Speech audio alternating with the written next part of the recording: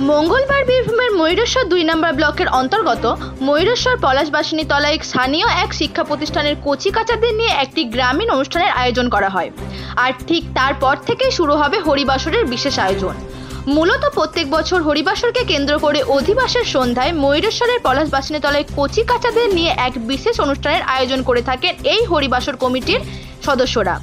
ঠিক সেই মতো আজ অর্থাৎ মঙ্গলবার ময়ূরেশ্বর পলাশবাসিনী তলায় বহু মানুষের জমায়েতে গ্রামীণ অনুষ্ঠানের মধ্য দিয়ে হরিবাসনের শুভ সূচনা করলেন ময়ূরেশ্বর পলাশবাসিনী তলার সদস্যরা। সুধী ভক্তবন্ধু দক্ষিণ ময়ূরেশ্বর পলাশবাসিনী মা মন্দিরে প্রতি বছরের ন্যায় এই বছরও 1432 বঙ্গাব্দে অহরাত্রি 24 প্রহর অনুষ্ঠান আজ শিল্পী দিয়ে উদ্বোধন করা হলো এবং আমাদের এই অনুষ্ঠান চলবে আগামী 18 তারিখ পর্যন্ত।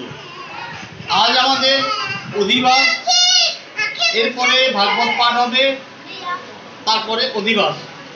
আপনাদের কয়দিনের অনুষ্ঠান? আমাদের 4 দিনের অনুষ্ঠান।